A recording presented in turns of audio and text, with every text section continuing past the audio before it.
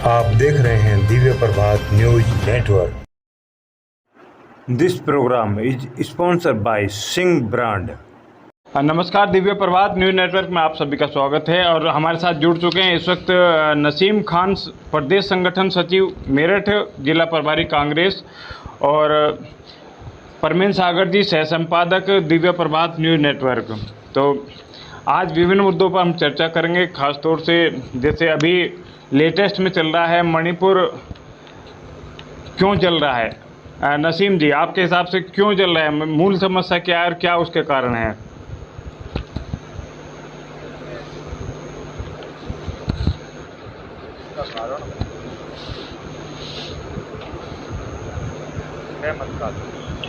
नसीम जी, आपकी आवाज थोड़ी धीमी आ रही है।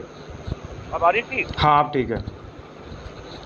मणिपुर चलने का मेन वजह जो है केंद्र जी। आप 2 महीने से मणिपुर के अंदर हिंसा स्टार्ट है और केंद्र सरकार उस हिंसा को दबाने के बजाय उस पर भी राजनीति करने का काम है। ये जिम्मेदारी किसी राज्य में, किसी प्रदेश के अंदर, शहर के अंदर जब ये बोलते हैं कि भ्रष्टाचार को लेकर के आवश्यक ढांचा रुकावटें नहीं और एजेंसी सीधी जाके धावा बोल देती है कि हम कहीं भी भ्रष्टाचार को खत्म करने के लिए देंगे और उसके बाद गिरफ्तार ये लेंगे, मुख्यमंत्री हमें नहीं रोक सकते। यहाँ तो मणिपुर में तो इनकी अपनी सरकार है, ये बहाना भी नहीं इनके पास में कि ये सरकार दूसरी की सरकार है। वो लोग जो है आग लगाने में, मणिपुर लगाने में, मणिपुर के अंदर दंगा भड़काने में राज्य सरकार दोषी है। यही तो बोलते थे कि डबल इंजन की सरकार देश के अंदर होनी चाहिए, केंद्र की सरकार और राज्य की सरकार मिलकर के काम करना चाहिए, जिससे जो है विकास की तरफ राज्य चल सके, दंगे ना हो। ये तो बोलते हैं बार बार, जहाँ भाजपा है वहाँ दंगा नहीं है, जातीय हिंसा नहीं है, ये बोलते हैं। योगी जी बोलते हैं, गृह मंत्री जी बोलते हैं, लेकिन इसका मूल कारण अगर जो हमें समझना होगा कि देखिए, किसी भी राजनीतिक दल के अंदर 2 प्रणाली होती है, एक तो राज्य चलाने, एक तो सरकार चलाने के लिए, और एक होती है संगठन चलाने। एक जो लॉबी होती है, वो जो अध्यक्ष होते हैं, वो राष्ट्रीय अध्यक्ष, प्रदेश के अध्यक्ष, ये संगठन चलाते हैं। और एक ये जो संगठन से सरकार बनाई जाती है, जिनको जिम्मेदारी दी जाती है, उनकी जिम्मेदारी होती है कि राज्य में, वो देश के अंदर नीतियाँ लागू की जाएं और इम्प्लीमेंट किया जाए उनको जमीन के ऊपर। लेकिन यहाँ भारतीय जनता पार्टी के अंदर देखने में क्या आ रहा है कि भारतीय जनता पार्टी की ही सरकार चला रही है और भारतीय जनता पार्टी की ही सरकार बनाने में, राजनीति करने में, चुनावी राजनीति करने में व्यस्त है। संगठन जीरो, संगठन का कोई काम नहीं। प्रधानमंत्री चुनाव जितवाएंगे, गृह मंत्री चुनाव जितवाएंगे, गृह मंत्री ही कैंपेनिंग करेंगे।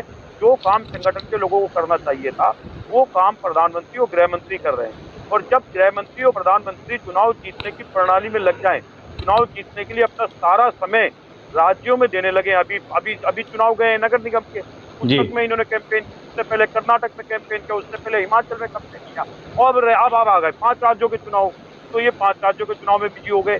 जब सरकारी जिम्मेदारी छोड़ करके राज्य की जिम्मेदारियों में लग जाएगी, चुनाव जितवाने की जिम्मेदारियों में लग जाएगी, तो मणिपुर जैसी घटनाएं होंगी। अच्छा, जैसे अमित शाह का बार बार गृह मंत्री का बयान आता है कि हम वहाँ रुके भी हैं, सब कुछ किया है, और सीमा सुरक्षा का मामला है, और बार बार हम उसमें संसद के अंदर भी उनको विपक्ष को आमंत्रित करते हैं, इस पर चर्चा करो, तो वो उनका कहना है विपक्ष भागता है। और सीमाओं पे हम लगातार सीमाओं की सुरक्षा के लिए उन्हें वहाँ एक पूरा बॉर्डर सील कर दिया गया है। क्या कहेंगे आप? मैं इसमें एक बात कहना चाहता हूँ, इसमें कोई राजनीति नहीं करता। जी। बार बार ये कहते हैं हम बात करना चाहते हैं, हमने सीमाएं बॉर्डर कर दिया, हमने जो है इस पे काम कर रहे हैं। आखिर रिजल्ट क्या है? मैं आपसे पूछता हूँ, आपका बच्चा रात दिन पढ़ता है और दिन रात किताब लिए बैठा रहता है, और रिजल्ट जब एग्जाम दे देता है, एग्जाम के बाद रिजल्ट में जो है 3rd डिवीजन, प्रमोशन, उसके बाद आप बच्चा फेल हो जाए, तो आप क्या कहेंगे कि मेरे बच्चे ने पढ़ाई की है? क्या कहेंगे? रिजल्ट देना पड़ेगा ना आपको रिजल्ट देना पड़ेगा। आपने 3 पत्थर हटाई जी श्रीनगर के अंदर, पत्थरबाजी बंद हो जाएगी, पत्थरबाजी नहीं चलेगी, आतंकी घटनाएं खत्म हो जाएगी, सैनिकों की शहादत कम हो जाएगी। क्या हुआ श्रीनगर के अंदर, जम्मू के अंदर लगातार सैनिक शहीद किए जा रहे हैं, पत्थरबाजी हो रही है, पाकिस्तानी श्रीनगर के अंदर तो घुसपैठ की बात छोड़ दीजिए, पाकिस्तानी ड्रोन पंजाब के अंदर हथियार डाल रहे हैं। क्या हुआ मणिपुर के अंदर? आप 2014 से पहले सोचिए, क्या कहते थे 2017 से पहले, क्या कहा जाता था 2014 से पहले कि मणिपुर इसलिए चल रहा है कि मणिपुर को चलने के लिए वहाँ की राज्य सरकार ने छोड़ दिया। आप डबल इंजन की सरकार बनाइए, डबल इंजन की सरकार बन जी। गई। आपने मणिपुर के समस्याओं को लेकर बड़ी बड़ी बातें की थी कि हम राज्य को साथ लेके चलेंगे। वहाँ आप आज मणिपुर में घटनाएं क्यों हो रही हैं? आपका जो एक्शन प्लान था, एक्शन प्लान अफसोस तो इस बात का है जिसकी चर्चा कोई नहीं कर रहा है। वहाँ के एक बड़े आतंकी संगठन ने ये बात, वहाँ के कमांडर ने इस बात को कहा है आकर के सामने कि हमसे चुनाव जीतने के लिए 1915 के चुनाव जीतने के लिए गृह मंत्री ने हमसे मदद मांगी थी। अब कब से मदद मांगने लगे? बताइए कब से मदद मांगने लगे आप? वो खुद कह रहे हैं इस बात को। जी। होना चाहिए पार्लियामेंट के अंदर ये शिकायत आखिर क्यों नहीं हो रही है? आप ये कहने पे चर्चा करते नहीं, प्रधानमंत्री के सामने आते हैं, लेकिन जब बात चलती है आप लोगों को वहाँ से तो बात करना चाहते हैं। अरे आज गृह मंत्री और अमित शाह ने बात करने के लिए ये फेल हो चुके हैं। आप इस बात को आपको समझना पड़ेगा, ये फेल हो चुके हैं। ये अपनी सहारापन के, अपनी जो सराहना हरकतें हैं या इनके जो स्टेटमेंट है उससे बचने के लिए केवल मुसलमान की बात करते हैं, इसके अलावा कुछ नहीं करते हैं। मुसलमान इसका वॉल्यूम कम कर दो। मुसलमान होते रहे और मूल मुद्दों से ज्ञान भटकता रहे। यही वजह है अभी बरेली के अंदर एक अधिकारी ने वो कावड़ यात्रा लेकर के जा रहे थे और एक ऐसे इलाके से लेकर जा रहे थे जहाँ कुछ भी हो सकता था। उस अधिकारी ने जब उसने लाठीचार्ज करके हल्का बल प्रयोग करके वहां से हटाया तो योगी जी ने उसका ट्रांसफर कर दिया। क्यों कर दिया? क्योंकि वो चाहते थे यात्रा उस इलाके से जाए, दंगा हो, हिंदू मुसलमान आपस में। मणिपुर महंगाई के मुद्दों पर ध्यान रखे, बढ़ते पेट्रोल का ध्यान रखे, बढ़ते टमाटर की कीमतों का ध्यान रखे। तो आज देश के अंदर अफरा तफरी हुई पड़ी है, मुसलमान की बातें आती हैं। जो मुद्दे, जो नौकरियां मिलनी चाहिए थी युवाओं को, गैस के सिलेंडर के दाम बढ़ रहे हैं, इन मुद्दों से ध्यान हटे, जिसको आज इंडिया जो गठबंधन है वो सामने ला रहा है कि आप अपने वादों पर बात कीजिए। 2000 का नोट आपने चालू किया था तो बंद कर दिया दोबारा। इनसे ध्यान हटे, सारी मुद्दों से ध्यान हटाने के लिए ये सारी बातें होती है देश में। सिंह ब्रांड, जो दे आपको समाज में एक नई पहचान। Purchase the best brand. अंदर, लेकिन देश के अंदर कहीं ना कहीं राहुल गांधी के नेतृत्व में जो गठबंधन बन रहा है, जो विपक्ष एक हो रहा है, वो महंगाई, तेल, पेट्रोल, गैस और नौकरियां और ये जो खामाखानी बात कर रहे हैं वो सामने आ रही है और देश बात कर रहा है। इसीलिए इसको हिंदू बहुल क्षेत्रों में लोग हराने का काम कर रहे हैं। हिमाचल के अंदर वो नहीं हराया, आप मध्य प्रदेश के अंदर भी हराए ना, अब की भी हारने जा रहे हैं, सर्वे आ रहे हैं और कांग्रेस की सरकारें वापसी कर रहे हैं। कर्नाटक के अंदर इन्हें हराया हिंदू मुसलमान के साथ, ये अब फेल होती है।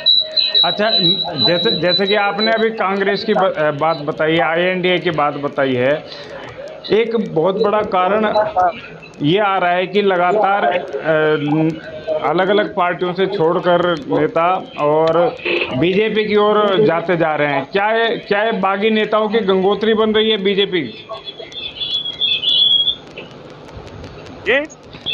क्या बागी नेताओं की बीजेपी गंगोत्री बन रही है? वहां जाकर के सब शुद्ध हो जाते हैं और लगातार उसमें प्रवेश करते जा रहे हैं। अलग अलग पार्टियों के नेता लगातार आ रहे हैं इसमें। देखिए, ये तो आप भी कह रहे हैं, पूरा देश इस बात को समझ रहा है। जब पार्लियामेंट से निकल रहे हैं शिवसेना के सांसद या विधायक, तो वहां से निकल रहे हैं विधानसभा से, तो उन्हें 50 होगा करके नारे लग रहे हैं। इससे दुर्भाग्य क्या होगा? मतलब आप हमें तो अब हम समझ नहीं पा रहे हैं कि हम कहें क्या ना कहें। कहने के लिए बचा नहीं देश के अंदर। यानी 20,000 करोड़ का घोटाला एनसीपी विधायकों के ऊपर, एनसीपी पार्टी के ऊपर लगाते हैं प्रधानमंत्री। ये अजीत पवार शोले का डायलॉग बोलते थे फडणवीस, आज वो रात में, मतलब एक रात में ही। अरे हम तो ये कह रहे हैं कम से कम इन्हें हरिद्वार लिया थे एक चार्टेड प्लेन के और गंगा में डुबकी लगवा के पूरा देश देखा। मैं भी कांग्रेस का नेता होने के बाद कहता, अरे ठीक है गंगा में डुबकी लगवाई है, पाप धुल गए, अब मुख्यमंत्री बनवा रहे हैं। ये पता नहीं कौन सी वॉशिंग मशीन है। और ये तो अब ये बात कहने की नहीं है, अब छोड़ दीजिए इन सब बातों को। ये पूरा देश देख रहा है, हंस रहे हैं लोग इन पर, थूक रहे हैं इन पर पे। कि आप चक्की पीसिंग और आज आके उप मुख्यमंत्री बनी, वही फडणवीस साथ में बैठे हैं। किरीट सोमैया बड़ी बड़ी बातें करते थे, बड़ी बड़ी बातें कहते थे प्रेस कॉन्फ्रेंस में, अब किसके बारे में कहेंगे? भारतीय जनता पार्टी में भी दो फाड़ हो गई है। भारतीय जनता पार्टी में दो नेता और इनसे मलाई खाने वाले चंद नेता की पार्टी बन गई है। जो पुरानी भारतीय जनता पार्टी थी, मैं कांग्रेस के नेता होने के नाते कह रहा हूँ, जो अटल आडवाणी की पार्टी थी, उनके वो आज शर्मिंदगी महसूस कर रहे हैं। अटल जी का फोटो हटा दिया, आडवाणी को जो साइड करके बिल्कुल बेचारा बन करके बैठा दिया, जितने लोग उनके सब मुख्तार अब्बास नकवी और शाहनवाज, ये सब साइड लाइन कर दिए। तो आज पॉलिटिक्स का साथ दे रहा है केवल वो भारतीय डिब्बों के अंदर वोट डाल करके हम इस देश के दलित के बेटे को पार्टी का अध्यक्ष बनाते हैं। अमित शाह हैं भारतीय जनता पार्टी के कार्यकर्ताओं को ताकत, मैं आज गारंटी देता हूँ, आज अमित शाह ताकत दे दे, आडवाणी अध्यक्ष बन जाएंगे, आज भी बन जाएंगे अध्यक्ष, मुख्तार अब्बास नकवी को कार्यकर्ता अध्यक्ष बना देंगे। लेकिन नहीं देंगे। क्यों नहीं देंगे? क्योंकि ये पार्टी पे जो कब्जा किया हुआ है, बंद कमरे में से एक चिट्ठी निकलती है और कहते हैं नड्डा अध्यक्ष बन गए हैं। हमने मल्लिकार्जुन खड़गे जी को अब तक ये लोग क्या कहते थे कि घर की पार्टी, परिवार की पार्टी, और देखिए कितना सम्मान खड़गे जी को मिलता है। हर फैसले में खड़गे जी है, साइडों में कुर्सी होती है गांधी परिवार के लोगों की, और खड़गे जी जो भी डिसीजन हो रहा है, जो भी निर्णय हो रहा है पार्टी का ऊपर से लेके नीचे तक, वो माननीय हमारे अध्यक्ष खड़गे जी के नेतृत्व में हो रहा है।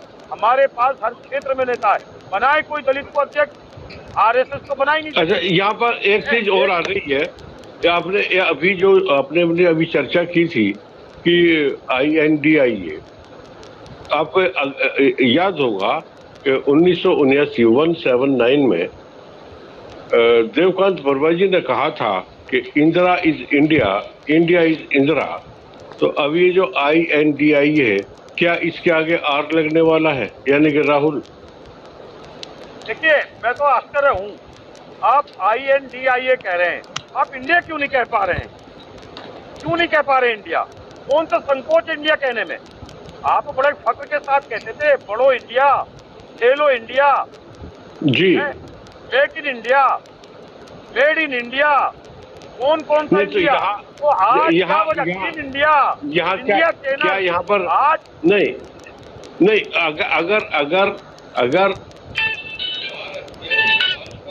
अगर भाजपा हारता है या NDA हारता है, तो हारता तो फिर नाम के आधार पर अगर कहा जाए तो देश हारता है। ऐसा नाम रखा ही क्यों जाता है कि जहां पर कंफ्यूजन पैदा हो? देश क्यों हारेगा? मैं बताइए, भाजपा हारती तो देश क्यों हारेगा? आखिर देश की कोई पार्टी जीतेगी ना, कांग्रेस जीतेगी या बीजेपी जीतेगी, देश की पार्टी है ना। अगर हम इनके ऊपर गद्दारी का तमंगा लगाते, जिस टाइम गांधी जी को मारा था, या सरदार वल्लभ भाई पटेल ने इनके RSS के ऊपर बैन लगाया था, तो ये आज तक मुझ छुपाते फिरते।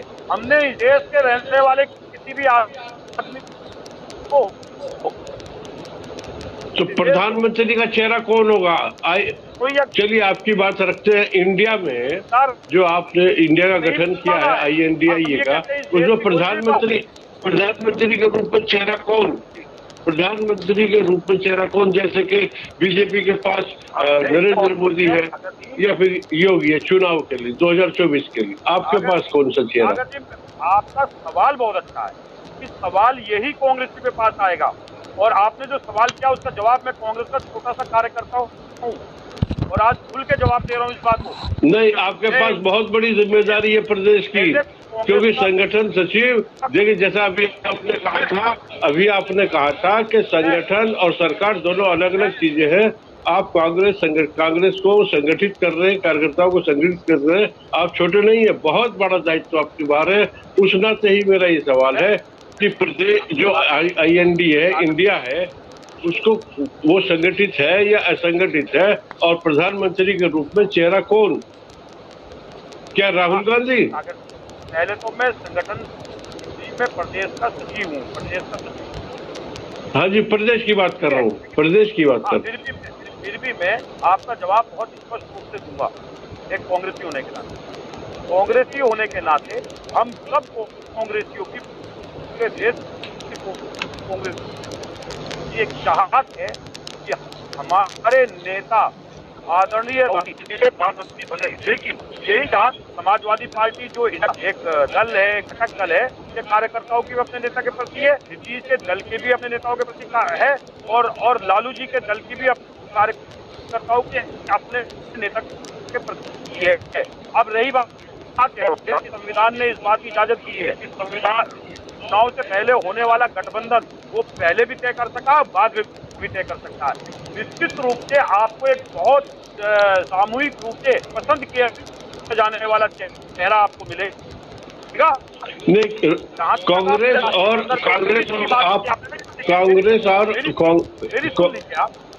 जी बताइए आपने नंबर जी जगह नरेंद्र मोदी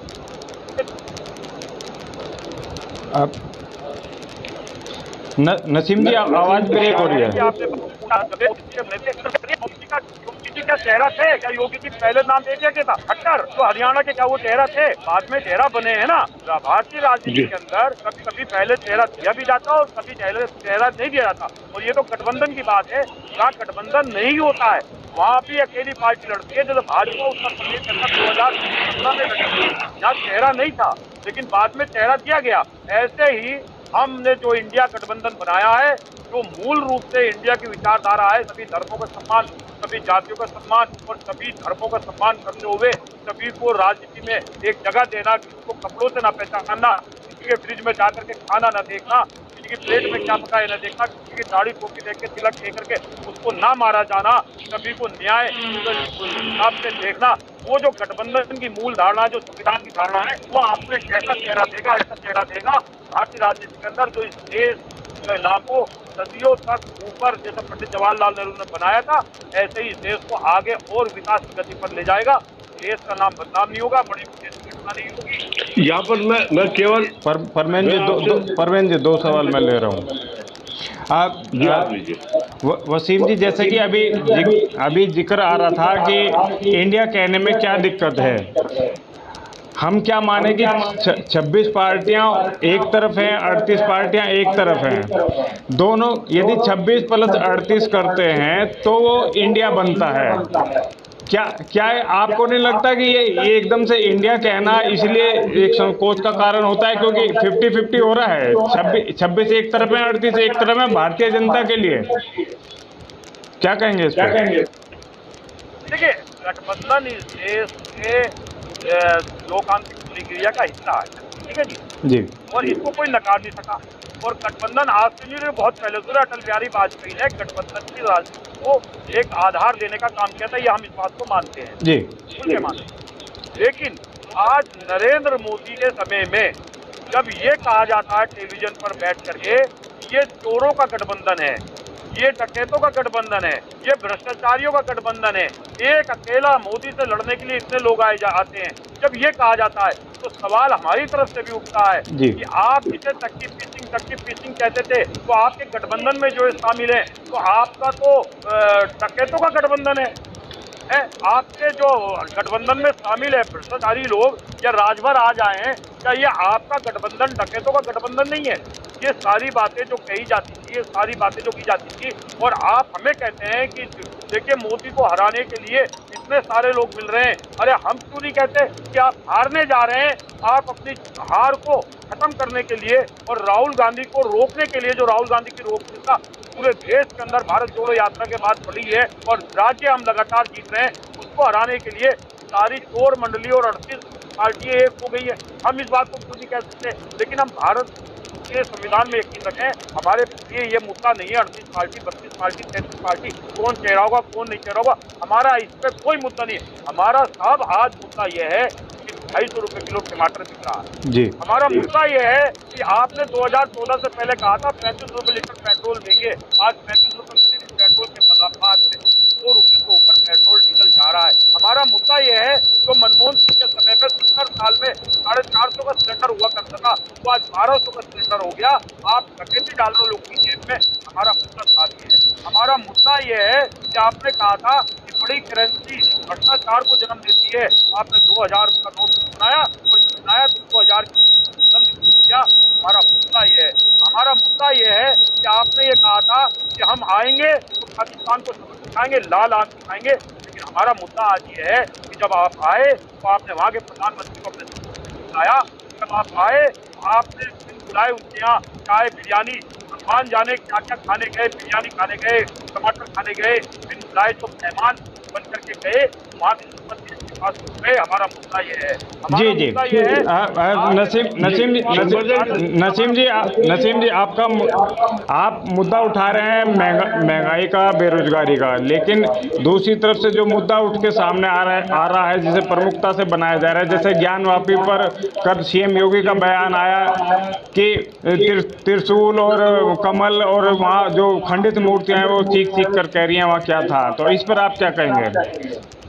ठीक है, मैं फिर ये कह रहा हूँ वहाँ पे क्यों मुख्यमंत्री ज्ञानवापी पे स्टेटमेंट दे रहे हैं, वजह क्या, क्यों दे रहे हैं? जब ये कोर्ट में मसला है, न्यायालय में, किसी देश के न्यायालय ने, सुप्रीम कोर्ट ने बाबरी मस्जिद को लेकर के राम जन्मभूमि के एक डिसीजन किया, पूरे देश के मुसलमानों ने सर झुका के पसंद किया, एक्सेप्ट किया। आज राम मंदिर बन रहा है ना वहाँ पर, सुप्रीम कोर्ट की देखरेख में, सरकार की देखरेख में बन रहा है ना राम मंदिर। कोई मुसलमान आपको सड़क पे दिखाई दिया है कि हम नहीं बनने देंगे, हम कत्लेआम मचा देंगे? इसने कहा है, माना है ना पूरे देश में। अरे ज्ञानवापी पे भी जो फैसला न्यायालय का आएगा, इस देश का मुसलमान इसको कब माने? मुद्दा ये नहीं है, मुद्दा ये है कि उत्तर प्रदेश की कानून व्यवस्था ध्वस्त हो गई है। मुद्दा ये है कि उत्तर प्रदेश का सांसद इस देश की बेटियों से बलात्कार करके सुरक्षित बैठा हुआ है। मुद्दा बड़ा ये है, इस देश की सोना लाने वाली बेटियां ये कह रही है, उत्तर प्रदेश के सांसद ने जो पार्लियामेंट में सम्मानित किया गया, हजारों बेटियों का 2000 बेटियां बताई गई है, तो उनके साथ दुराचार, बलात्कार, अनाचार क्या क्या किया, वो इस टाइम सीना चौड़ा करके योगी की सरकार में बैठा हुआ है, महिलाओं का मुद्दा ये है। इस पर योगी जी को आज हमने प्रदेश संगठन सचिव नसीम खान से मणिपुर को लेकर, INDIA को लेकर, 2024 के प्रधानमंत्री को लेकर और देश में चल रही घटनाओं को लेकर बात की, जिसमें एक बात सामने आती है, राजनीतिक लड़ाई में कहीं ना कहीं महिलाओं को बलि का बकरा बनाया जा रहा है। आज की खबर में इतना ही, कल फिर आपसे मिलेंगे। CM योगी के बयान पर बवाल क्यों? तब तक के लिए नमस्कार।